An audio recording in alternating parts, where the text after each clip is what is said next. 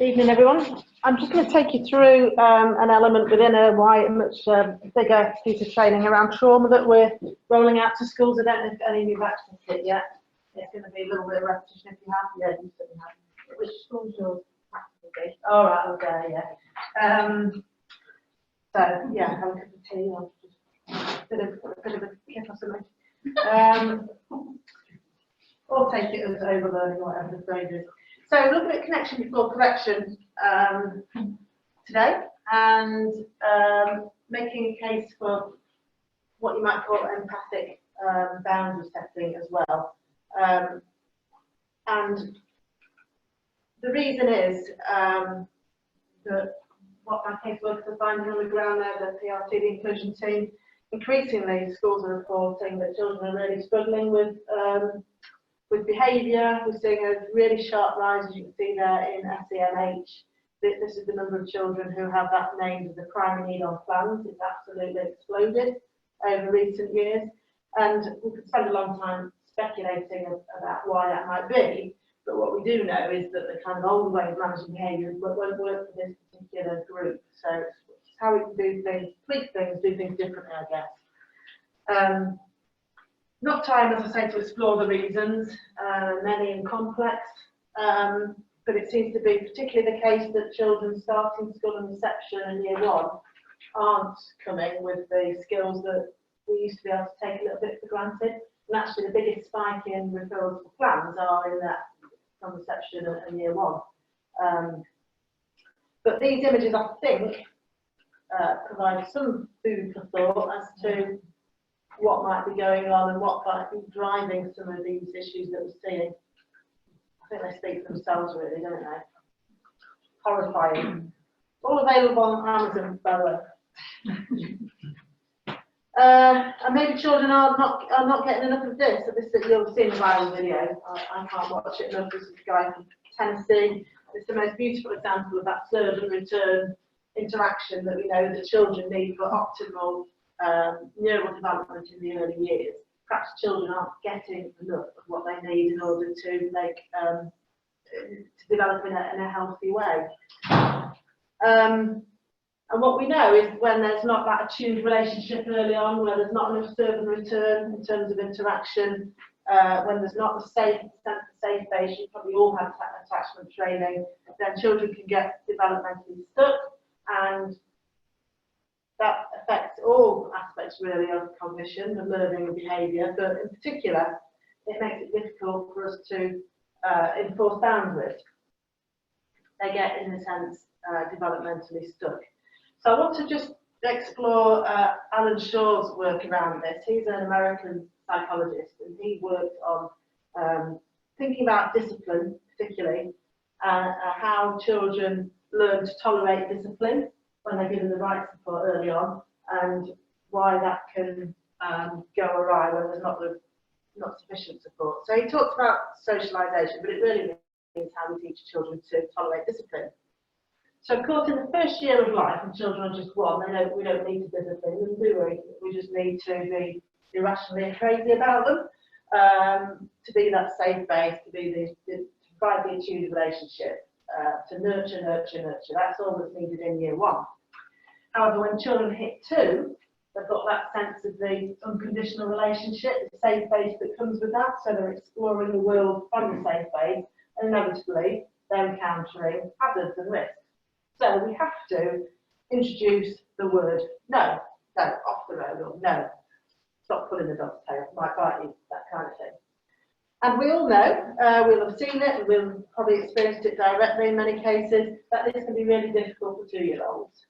So we see the terrible twos, the tantrums and all of that kind of thing, which is a natural developmental stage. We can expect it, and fortunately most children move on from it. And what enables them to move on from it is this cycle. So just to talk you through it, we've got attunement if things are going well. That's established from the first year of life. Age 2, we need to say no off the road to keep the child alive. So there's a boundary setting. This initially, for very small children, represents a really quite painful rupture to the story that they've been used to, that the nurture, there's a break in it. This doesn't feel very nice, this is horrible. And psychologists have identified that it induces temporarily a feeling of shame in the child, shame being an acutely painful emotion.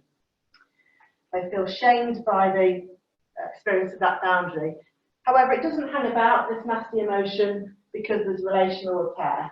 An attuned caregiver will always say, it's all right, we move on, I just thought the dog might bite you, let's not pull his tail again. There's that repair that you do intuitively and instinctively if you are an attuned caregiver. And that cycle repeats over many times throughout that second year of life. And through that repetition, actually, children learn to tolerate the boundary setting. It stops being painful, and the sense of shame dissipates, disappears, and turns into guilt. So we want children to feel guilt, because that's a pro-social emotion. If we feel guilty, we've messed up, we want to put things right, we want to say sorry, we want to make sure the relationship's okay. So that's a sort of a mature emotion, which we expect children to have by the time they start with us in reception.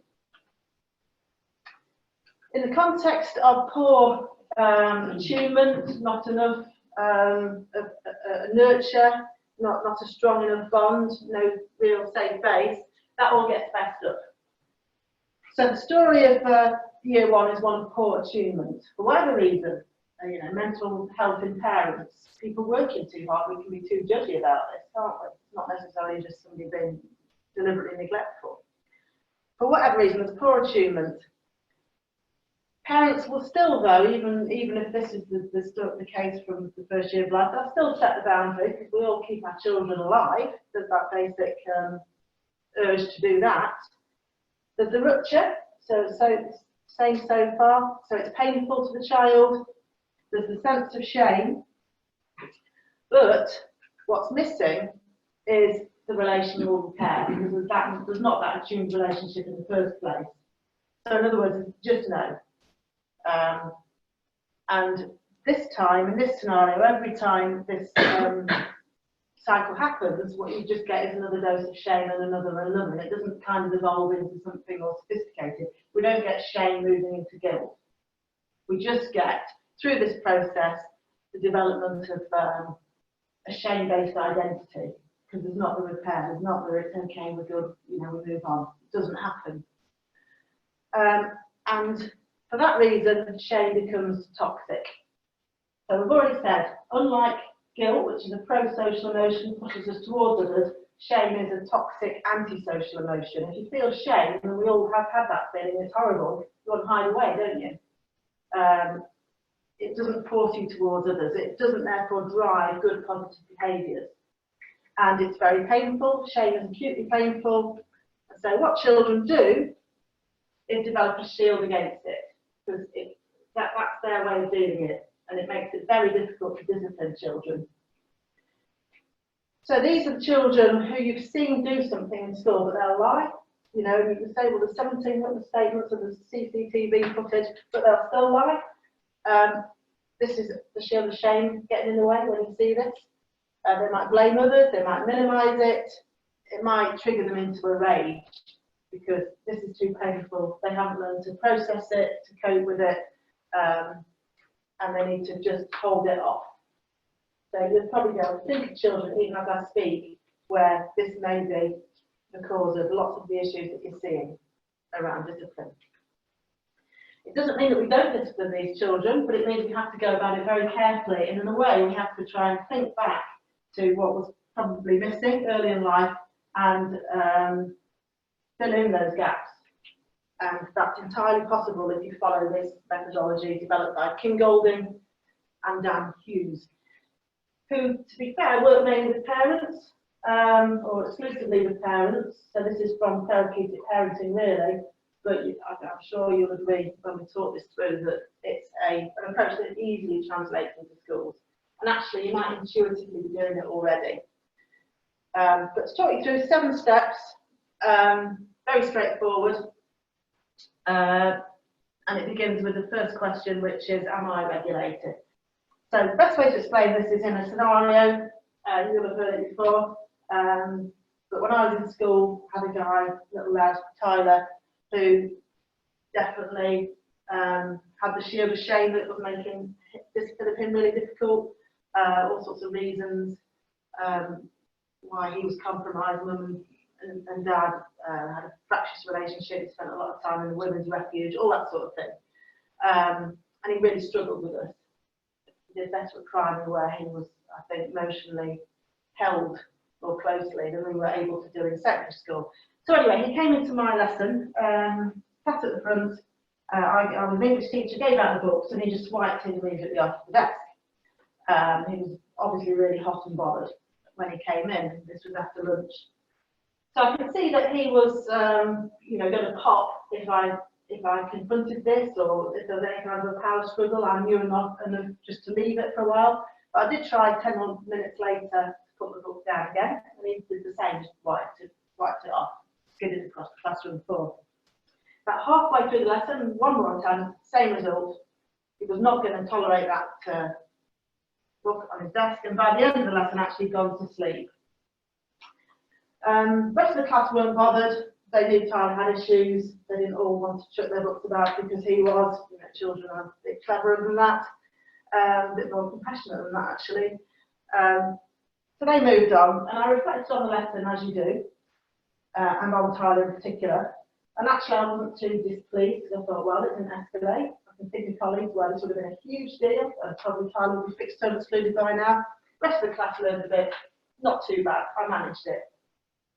However, I think back now, through and looking at it through a different lens, more of a child development one, I guess, and I'm not happy with that practice at all, for two main reasons. First, we owe it to Tyler to try and teach him about boundaries, and if we all do this tactical ignoring thing, then he's not going to be challenged to be better, and we want him to be better. But secondly, I suppose in a way I was a bit like the non-present parent. What he needs is a relationship that will help him manage his feelings and his behaviour, and all he's getting from staff potentially is nothing. The idea of behaviour being communication. He's communicating his distress to he's saying, I'm not coping with secondary school, somebody help me. And if the best we can do is nothing, we're not doing much for him. And actually he did go on to SEMH special. So we didn't listen to what he was saying through his behaviour. In my defence, that's because I didn't have a strategy that I could have used, but I think this would have worked in that scenario. So, to come back to it really quickly, 7 steps, which overcomplicates it. It's really simple. First step is, am I regulated? Am I calm? Actually, I was. So therefore, I can move on to step 2. If I wasn't, I would need to take a moment myself if I'm going to deal with this incident properly. If Tyler hit a hot spot, I would have needed somebody else to step in. But actually, I was okay. Second question, is he regulated, or is he in this social engaged window of tolerance part of his brain? Is his thinking brain online, or is he in fight, flight, or shut down mode, freeze mode? He wasn't regulated. In other words, his thinking brain wasn't online, and therefore there was no way I could actually continue with this strategy at this stage, because I need his thinking brain online for me to talk to him about what's happened. So what I should have done there was help Tyler regulate. So if we'd have been meeting his needs properly, we may have had a calm box for him, we might have had a go-to adult, he might have had his safe base in school. We would have known what to do. There would have been a strategy for times when Tyler was feeling this stuff, because he was feeling this stuff quite often. But we didn't have anything in place, except to say I had a TA in the room, so I could have said, Jenny, Tyler's not ready yet for this lesson or for anything, just walk around with him and then bring him back when he is. So we'll assume that's happened. Jenny's taken him out. We know that actually walking, anything patterns rhythmic, is very regulating for children who are, hyper-aroused as he was. So walking is good. Jenny's walked him around the yard a few times. Because he wasn't yet in crisis, he's come back down quite quickly, and we can move on to step 4, which is from the attachment field, really, and this is how you get around the shield of shame. So I've got to show Tyler that behaviour is not okay, but I absolutely 100% accept him and understand what it's like to be Tyler. respect Tyler. So this is something like, the easiest way to illustrate it is to put myself back there. And I would say something like, oh, geez, Tyler, that was tricky, wasn't it? Can I just talk to you about what I think I saw there? I think what's happened, what's going on with you is you're coming to school and your stress bucket is already about half full because of what's happening at home, which is really difficult at the moment. I know Dad's back and it's really tricky with Mum. You're worried about her all the time. I know that. So you come to school and then we're all making additional demands. You've had lunchtime, that's tricky for you, and goodness knows it would be tricky for me. It's really noisy out there, there's all sorts going on, so I get that as well. You come into my lesson, there's Ryan in there, you don't get on with him very well, you probably thought he looked at you a bit funny. And all those things are meaning your stress bucket is getting fuller and fuller, and then I just put down that book and it tips you over. I think I saw something like that with my Tyler. It's an example of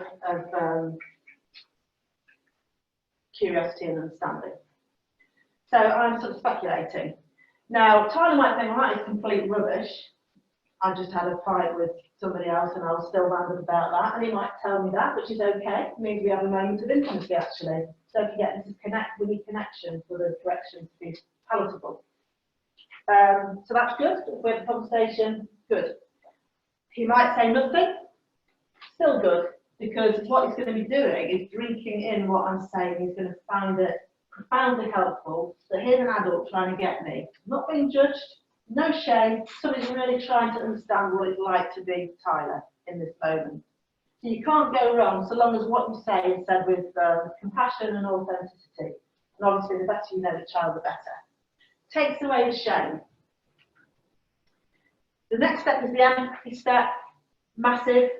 So you've got to, it cements the connection, like Benny Brown says in that brilliant video empathy drives connection.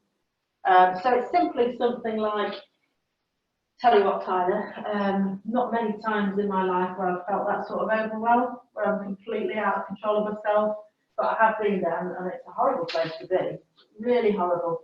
And I feel sad, Tyler, that you're there quite a lot lately. It cannot be nice.